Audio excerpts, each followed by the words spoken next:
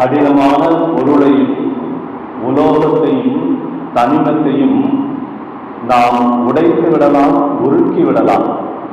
ஆனால் கல்லான இதயத்தை உடைக்கவோ கரைக்கவோ உருக்கவோ முடியாது. ஏன்?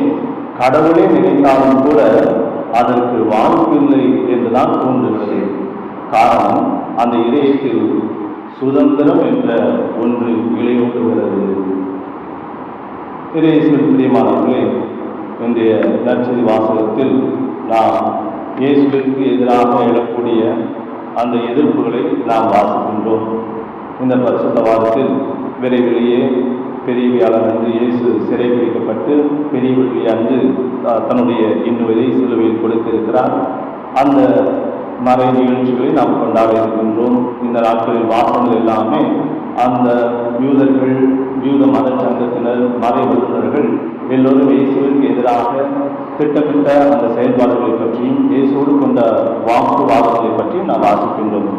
இன்றைய நாள் இயேசு மார்த்தா மரியா இல்லத்துக்கு சென்று அங்கே உணர்வதையும் லாசரோடு இருந்ததை நாம் பார்க்கின்றோம்.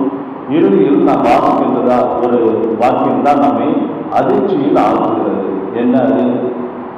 இயேசுக்காக மட்டுமல்ல, இயேசுவால் உயிர்ப்பிக்கப்பட்ட அந்த லாசரை காண்பதற்கும் நிறைய மக்கள் அங்கே வருகின்றார்கள். இயேசுவின் மீது நம்பிக்கை கொள்வதற்கு அந்த லாசரும் ஒரு காரணமாக இருக்கின்றார். எனவே அந்த லாசரையும் கொன்று போட அவர்கள் திட்டமிடுகிறார்கள். இயேசுவை கொண்டு போட்டால் பரவாயில்லை, இயேசுவிற்கு அவர்கள் எதிரி, தன்னுடைய எதிரியாக இயேசுவை பார்க்கின்றார்கள். ஆனால் அந்த இயேசுவினால் ஒரு நல்ல காரியம், ஒரு புதுமை பெறப்பட்ட அந்த ஒருவன் கூட இயேசுடைய வல்லமையும் ஆற்றலையும் இயேசுடைய பிரசன்னத்தையும் கொடுப்பதற்கு சாட்சியாக இருக்கக்கூடாது. அப்படி சாட்சியாக இருக்கக்கூடிய அந்த உயிர்ப்பிக்கப்பட்ட லாசரையும் கொண்டு போல நினைக்கின்றார்கள். இதை நினைத்துதான் நான் சொன்னேன், கல்லான இதயத்தை நாம் உருக்க முடியாது, கரைக்க முடியாது, அழிக்க முடியாது.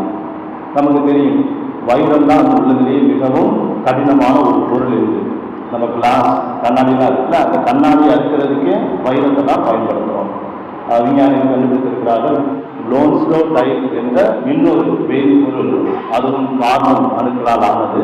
அது வைரத்தை விட 58% அதிகமான கடினத்தை கொண்டது. அந்த லோன்ஸ்லோ டைல் அந்த கனிமத்தையும் கூட நாம் அறுத்து விட முடியும், உடைத்து விட முடியும், குறிப்பிட்ட ஒரு முறையில்தான். ஆக நாம் கடினம் என்று நினைக்கக்கூடிய அந்த வைரத்தை கூட, கடினமான கண்ணாடியை கரைக்கக்கூடிய உடைக்கக்கூடிய அந்த வைரத்தையும் அதைவிட அதிக வலிமை கொண்ட கடினத்தன்மை கொண்ட மற்றொரு தனிமத்தையும் நம்மால் உடைக்க முடிகிறது, அதை உருக்க முடிகிறது. ஆனால் மனிதனுடைய கல்லான இதயத்தை உருக்குவதற்கோ உடைப்பதற்கோ வழியில்லை. ஏன்? கடவுளே நினைத்தாலும் கூட அதுக்கு ஒரு மாற்றத்தை கொண்டு வர முடியாது. காரணம், அந்த இதயத்தில் சுதந்திரம் என்ற ஒன்று இளையோடி கொண்டிருப்பதால் தான். அந்த இதயத்தை கொண்டிருக்க ஒரு நபர், என்னுடைய இதயம் இப்படித்தான் இருக்கும், அதில் மாற்றத்தை நான் எதிர்பார்க்க முடியாத, மாற்றங்களுக்கு தேவையில்லை என்று அவர் முடிவு செய்திருக்கார். கடவுளை நினைத்தாலும் கூட அதில் மாற்றத்தை கொண்டு வர முடியாது. இந்த நல்லாயின் இயேசு அப்படி ஒரு படம், ஒரு பாப்புலரான ஒரு படம் பார்த்துருப்பீங்க. இயேசு ஒரு தோளில் ஒரு ஆட்டுக்குட்டியை போட்டுட்டு ஒரு கதவு மேலே தட்டுற மாதிரி போட்டுப்பாங்க. அந்த படம்லாம் பார்த்துருப்போம் இல்லையா? அந்த கதவுல தட்டுற மாதிரி, அந்த கதவுல வெளியே கைப்பிடி இருக்காங்க. நல்லா கவனிச்சு பார்த்தீங்கன்னா, அந்த ஓவியர், அது ஒரு பெரிய வரலாறு என்று சொல்வார்கள்.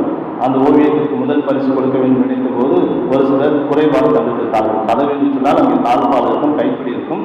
இது கைப்பிடி இல்லாத ஒரு கதவு, இது குறையுள்ள ஒரு படம், அதற்கு எப்படி நீங்கள் முதல் பரிசு கொடுக்கலாம் என்று சொல்லும்போது அந்த ஓவியர் சொன்னாராம், இந்த கதவு சாதாரண கதவு அல்ல, நம்முடைய இதயத்தின் கதவை குறிக்கிறது.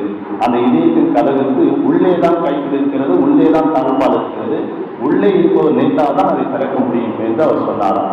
மிக பொருத்தமான ஒரு விளக்கம், ஒரு பொருத்தமான ஒரு இமேஜ் இல்லையா? நம்முடைய இதய கதவை நாம் நினைத்தால் தான் திறக்க முடியும். கடவுள் இயேசு வெளியிருந்து தட்டி கொண்டுதான் இருக்க முடியுமே ஒழிய அந்த இதயத்தின் கதவை திறக்க முடியாது. எனவேதான் கல்லான இதயத்தை கடவுளே நினைத்தாலும் உருக்கவோ உடைக்கவோ திறக்கவோ முடியாது. சிந்தித்து பார்க்கலாம்.